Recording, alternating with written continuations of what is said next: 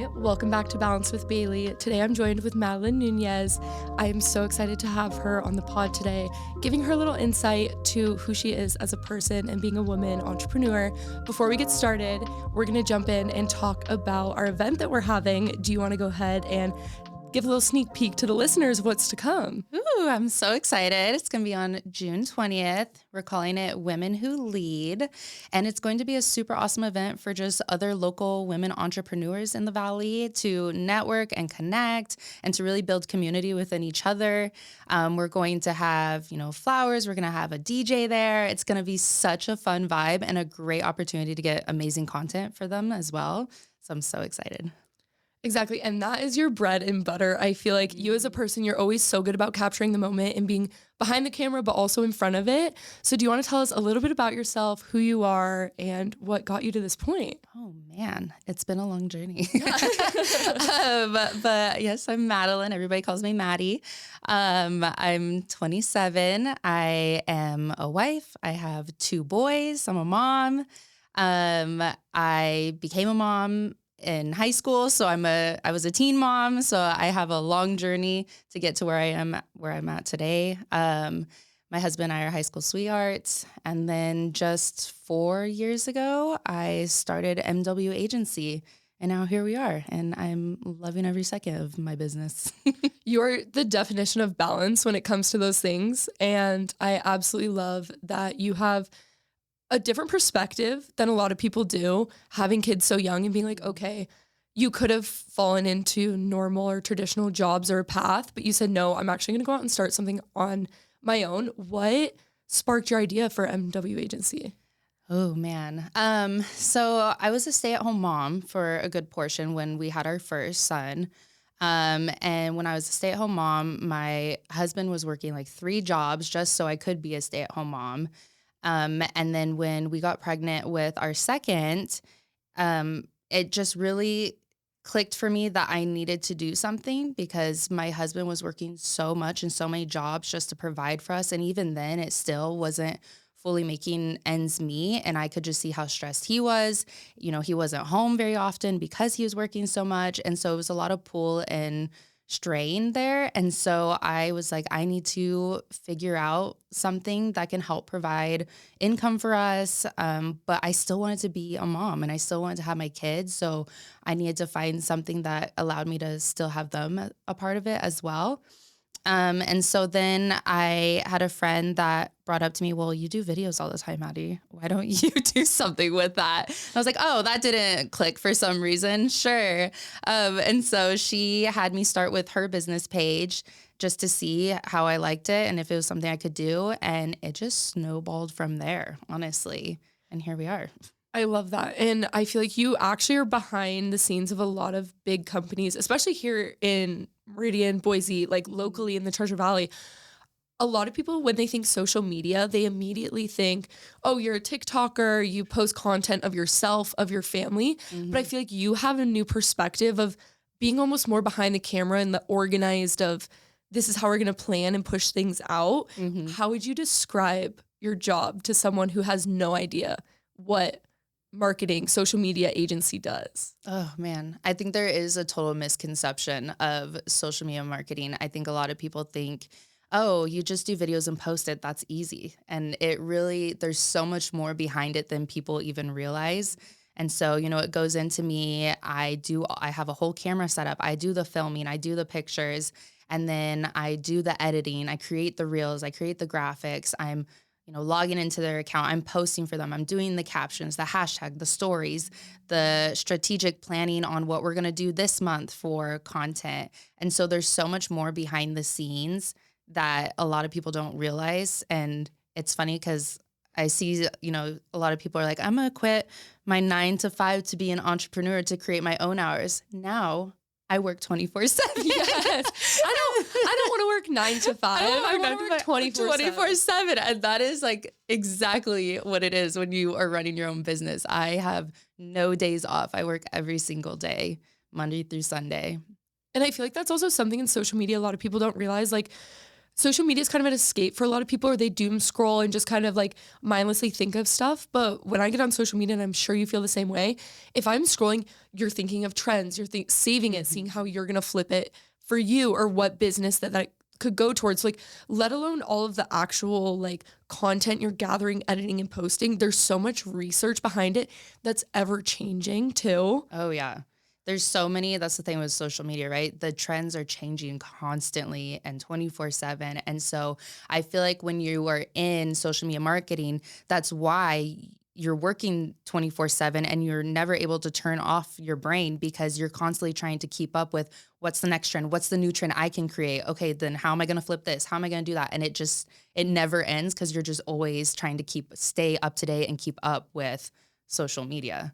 Yeah. And as women, I feel like it's so easy to spiral and overthink things, let alone ideas and content. What are your like biggest tips or like your secrets that you're like help you organize in that way of like, okay, I don't need to freak out, or there's this trend, but I'm going to remember it this way, instead of just like feeling like it's a dark hole that you fall into sometimes. Yeah. I really have to put a lot of structure on myself. And that also just goes into making sure, because when you are your own boss, it's very easy to kind of let yourself not get lazy, but like kind of be like, well, I have my own hours, so I can do that later. Well, if you really want to be successful, you really have to like schedule yourself. And so I've had to really this is the time that I post for clients during my day. This is the time that I do editing. This is the time that I do research. This is the time that I do filming and content for my clients, and making sure I have a very strict schedule with myself. And that's how I make sure I'm not freaking myself out and getting overwhelmed, especially being a mom too, because otherwise I can get so easily overwhelmed. And it's happened over the years where I totally have spiraled before, because I'm feeling so don't even know. I don't know what am I supposed to do next? So you really, like, for me, the biggest tip is creating a schedule for yourself. And I think sometimes that's easier said than done. I'm a really OCD type A personality. So for me, that's easy and I love it. Like that is my bread and butter right there, having a schedule. But I think that's the biggest tip I'd say.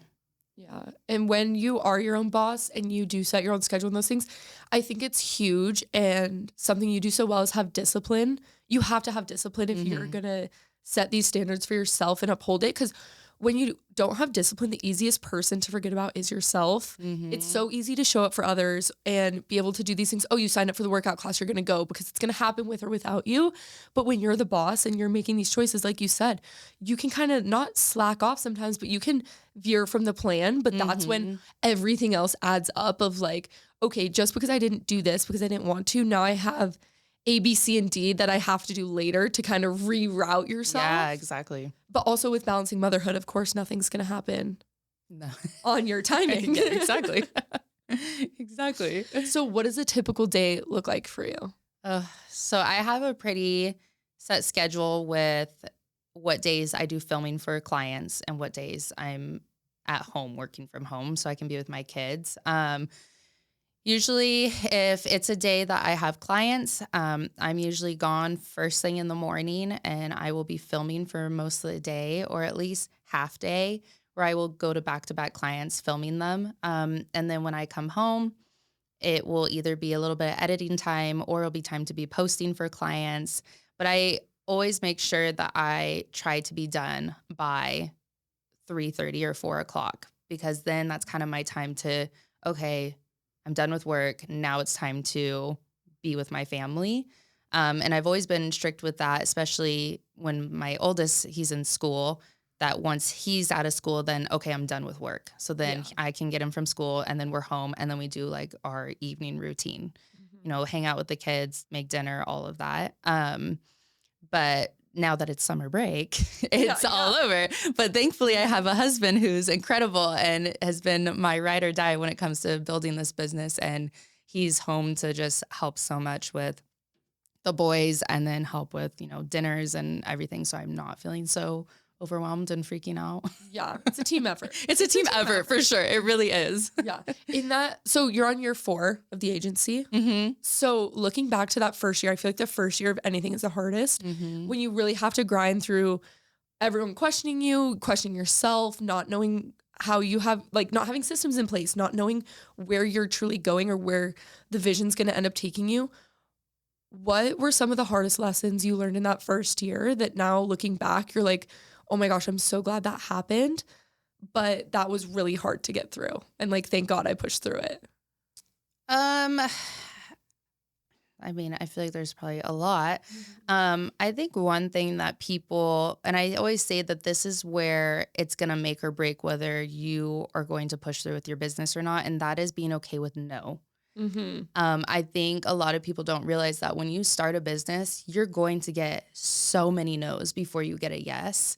And soaking that up and not taking that as defeat, but taking that as turning it as motivation to continue to keep pushing forward to grasp that dream that you do have with it. And so I think in the beginning, getting so many no's and so many businesses saying, no, we don't want your service. No, we're not interested. No, we don't want that. No, that's not in our price range. And not taking that as defeat and instead just being like, okay, I'm going to get a yes at some point. I know I will. And you just keep pushing forward and you keep doing the little tasks that will, end up making you get a yes at some point, and then taking that yes and celebrating that yes in that moment. And then be like, okay, now let's keep working and grind for the next yes. And it's not letting the defeat hit you in those first couple of years, for sure. Because it always takes that first like hump to get over, I feel like. And then after that, you're like, okay, now I have the confidence, I can do this, I can push forward, I see the vision. But for the first bit, it's like, I have no idea what's going on, but you just kind of got to keep going. Yeah, just exactly. See where it takes you. That also reminds me of something I've been thinking about a lot lately is like celebrating the little wins of every time. If you have a goal, you can't make it to the goal and then just move the goalpost. Keep moving it forward. You have to be able to take the time and celebrate the little wins before you move on. And like, okay, like a good amount of time, like being like, yay, I did this. I'm so proud of myself. And then moving on to something bigger and like always having those delusional goals, but at the same time, celebrating where you've been. How do you celebrate those little moments when you do have them? Oh man. That's actually something I've had to really work on, if I'm being honest, because I am such a delusional dreamer, as I think most entrepreneurs are, that I have such huge dreams that I oftentimes forget that when I do sign on a new client, that I'm not celebrating that as like a new win. I see that as, okay, great, on to the next. I still haven't hit that huge goal that I want. And it's rewiring our brain to remember the little wins, for sure. So I have to actually intentionally work on that. And so when I get a new client, I honestly, now my way of celebrating it is I go and tell my husband, hey, new client got signed on. He's like, great, that's awesome.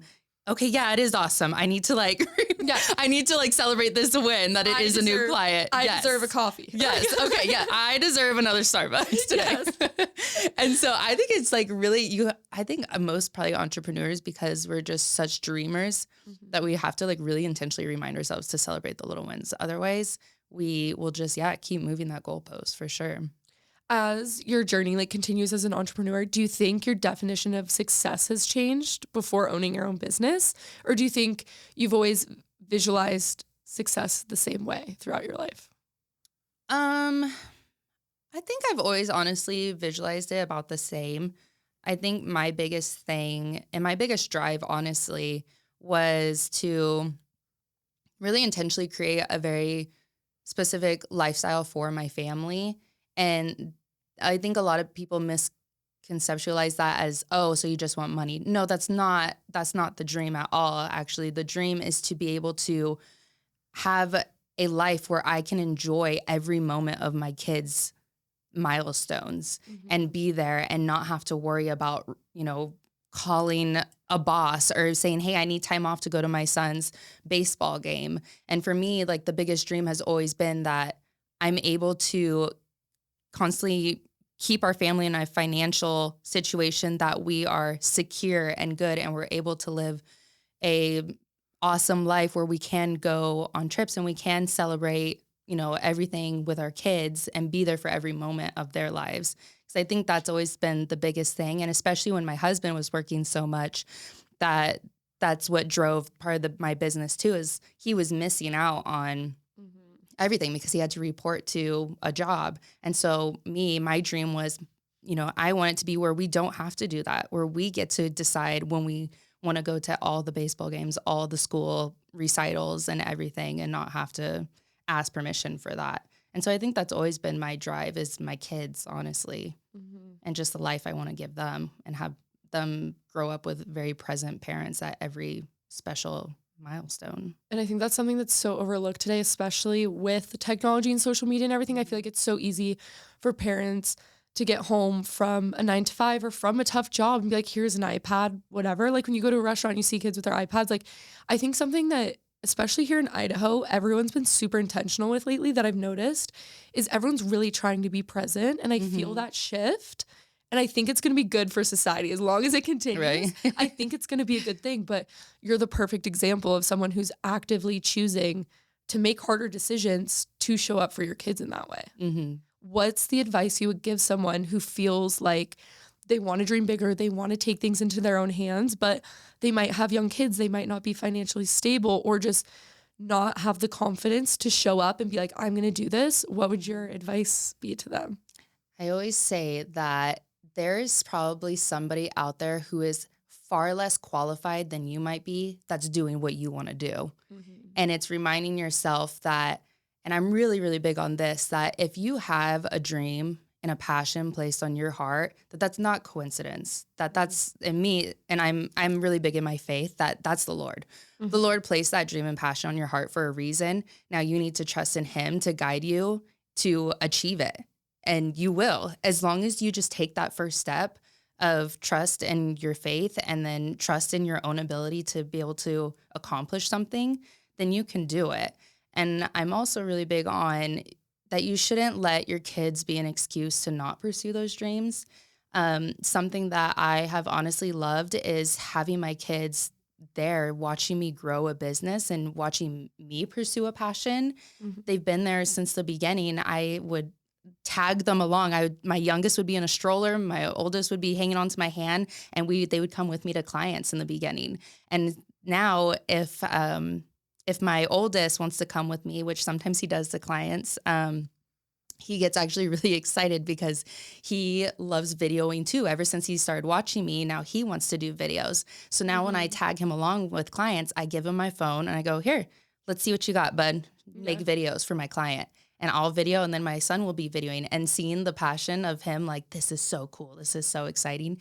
And that can just spark something in your kids, just watching you do what you're doing, and give them, drive as they're getting older too. So it's, showing our kids that we're capable of being more than just a mom, and not even downplaying because being a mom is the most incredible thing ever, but also showing them that there's even more to that.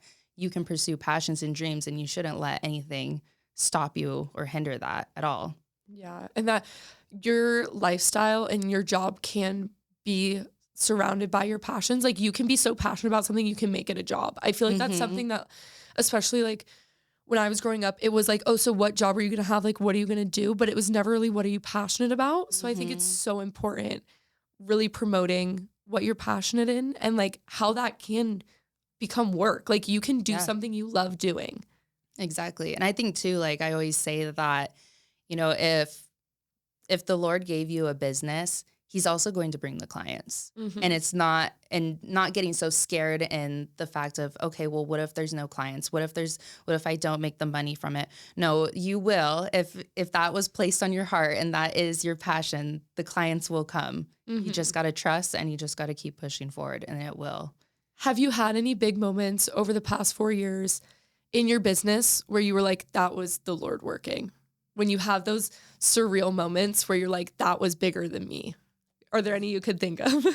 Yeah, I think honestly, all of it. If I'm being honest, my entire business, I've been really big in making sure that the foundation is always in my faith, and that at the end of the day, that the doors that open and close are for a reason from the Lord. And so I honestly, this last year, my business has grown exponentially. And I honestly, every time I look at how far and how big my business has grown, even just in the last 4 years, like that's the Lord in front of me. I feel like that honestly, even to this day, I get shocked by what I've been able to do with it in just the last 4 years, and just immediately go to thank you, Lord, because this is incredible and this is able to provide so much, you know, so much for my family in every aspect that is just amazing.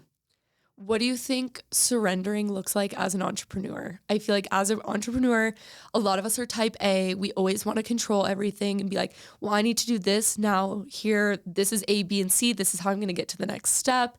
But with also surrendering to the Lord and his timing and knowing that as much as you do want to control things, if you force it, sometimes you're going to get farther from the goal than instead of just surrendering. So what do you think about those two? I had to really learn, honestly, this last year was a big learning curve for me in surrendering my business to the Lord. I remember this last year, I had some really high months, and then I ended up having some really, really low months. And in those low months, I originally would just start panicking. Okay, I need to make up these clients. How am I going to make up that income? How am I going to do this? We have to pay this. How am I going to, and just spiraling with it. And now I've had to really sit back. I've had to do a lot of prayer and a lot of just trusting in the Lord and my faith. Be like, you know what? Those doors were closed for a reason. And I have to believe that they were closed because you're opening something way bigger. And having to really sit in that and be patient with that. It's truly a learning curve. And especially being a OCD type A personality that I just want to control everything and like hold on, that it's really hard to like let that go and just remember, nope, at the end of the day, this business is the Lord's business and he's going to do what he wants with it. And I have to sit back and be okay with that and just keep trusting. Yes, I feel like being more type A and being a woman on top of that just really sets you up to have to struggle with that. And I think once you kind of open up that idea of surrendering, even in things like business, it's going to change your life and change the outcome of your business. Like this has been the best year yet. And also the hardest year of having to go through those moments and take the time to really surrender. What's something you do to deepen your faith in your, like in your own timing, in your own personal way? How do you continue to grow?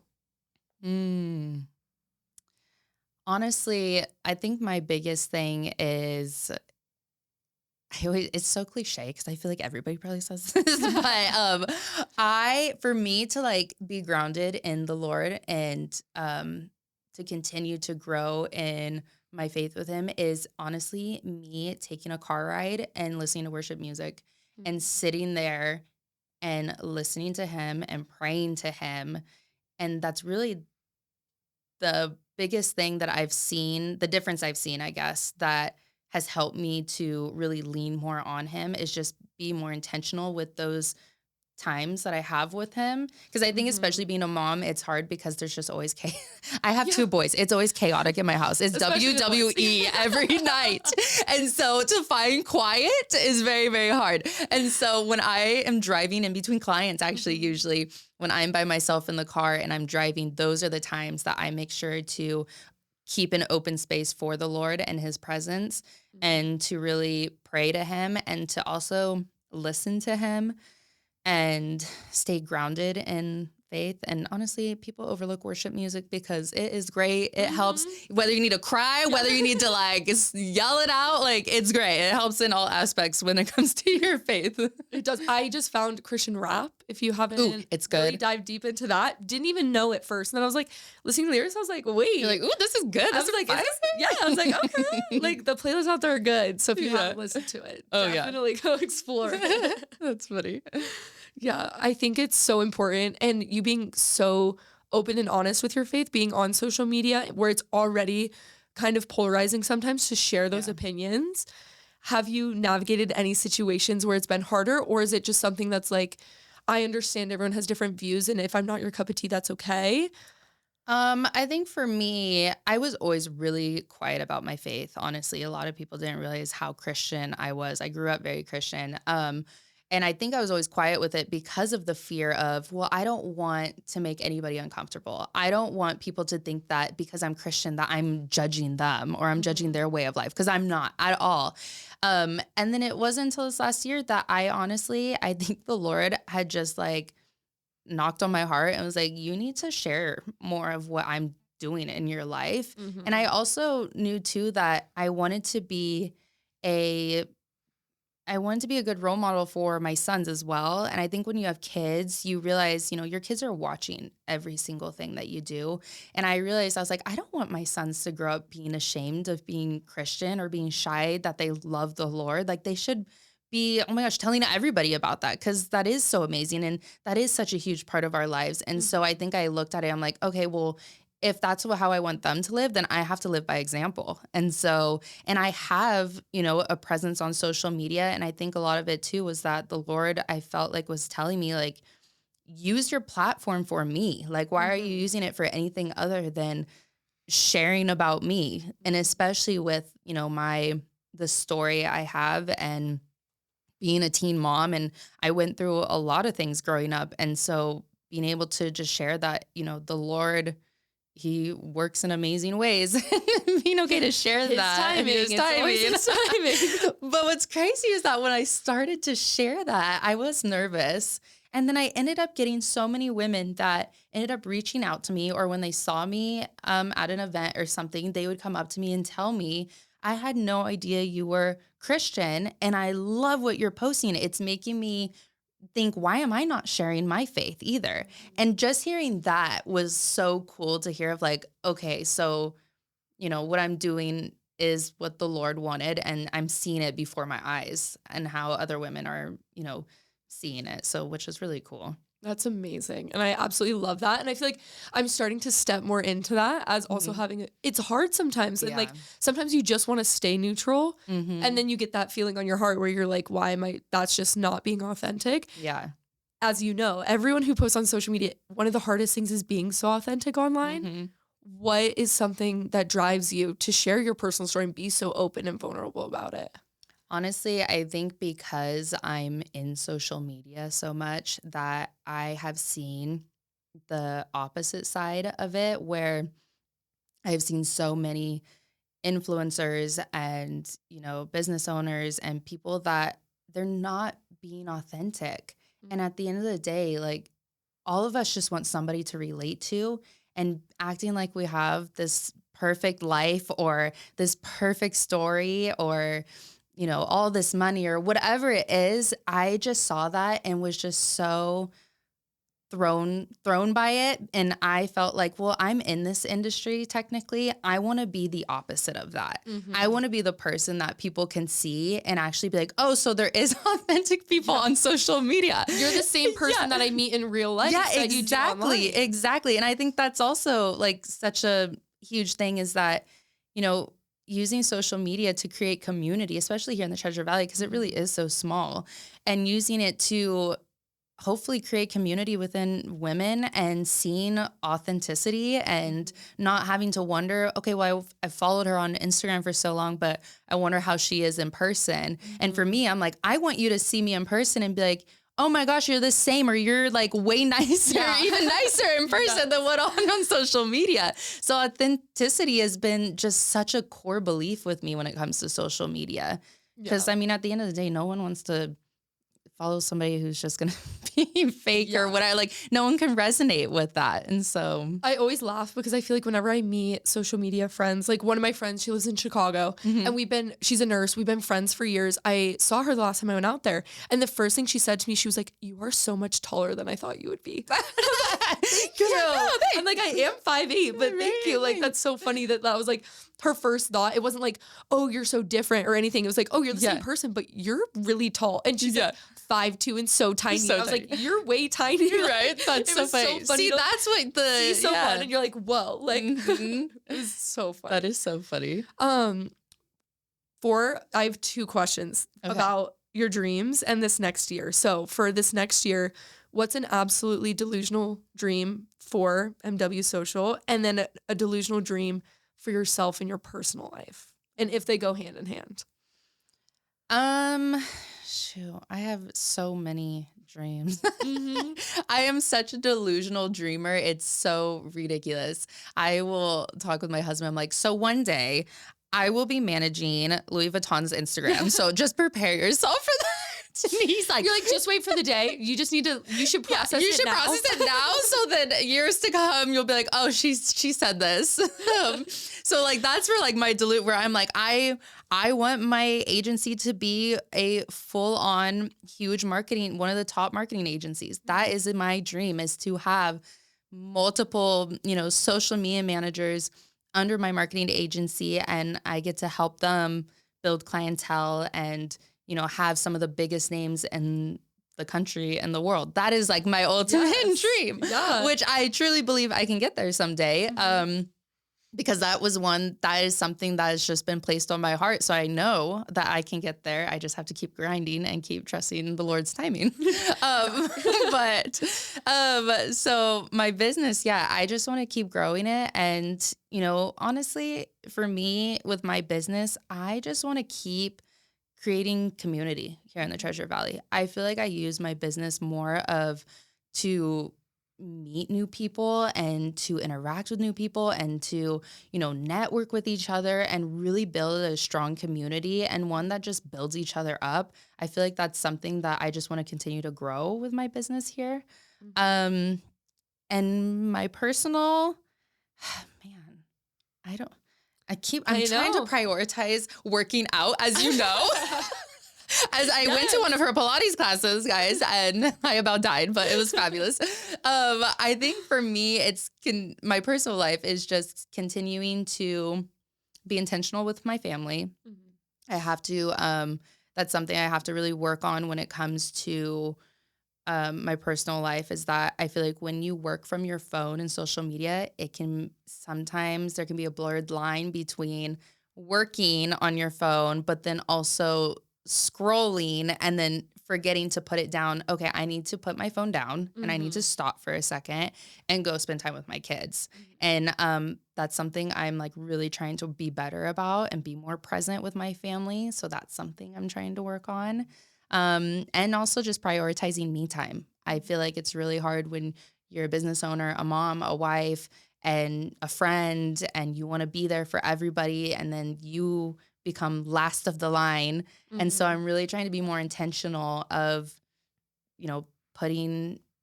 prioritizing me time. And sometimes that looks like me going to a Pilates class. Yes. At 6 a.m. And she shows up and she's there before the sun is up. She's there ready to go.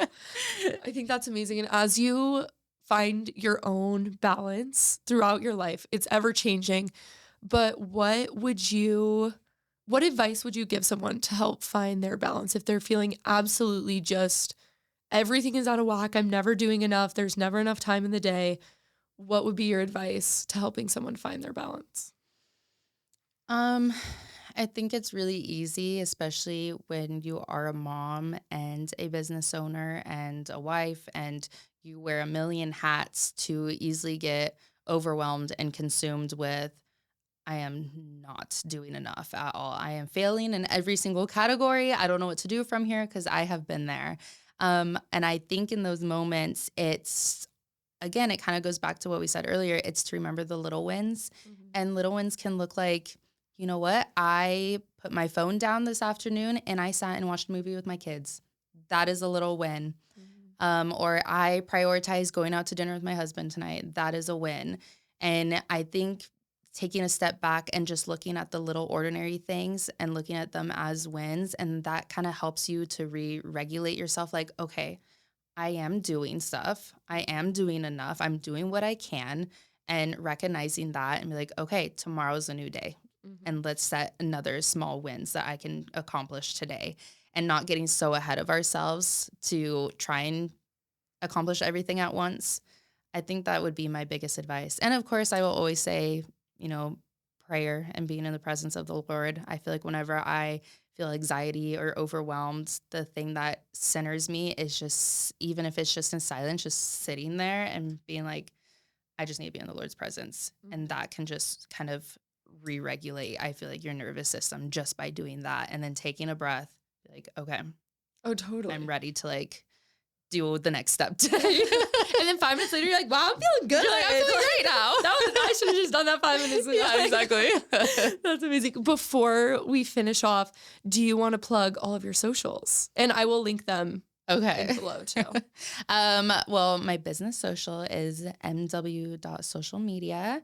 And then my personal is Madeline LOU. You can find me on Instagram. You can find me on TikTok. I'm there. Come say hi. All the things always. Right. And before we wrap it up, don't forget June 20th, our event. The tickets will be linked in the episode, in all of our bios. It's going to be so much fun. And I'm so excited to have a DJ. And we're going to have so many fun things and just get to connect in person with so many women entrepreneurs in the Treasure Valley, which I feel like, especially in the Treasure Valley right now, it's in such a pivotal time of like it's growing so fast, but at the same time, like there's such a good community. So if we continue to grow the community as the Treasure Valley grows, it's just gonna be so amazing. And I'm so excited. For sure. To see I can't wait. How it all happens. But thank you so much for coming on today. It was so good to chat with you. Yes, and thank I will see you. everyone next week. Love you. Bye.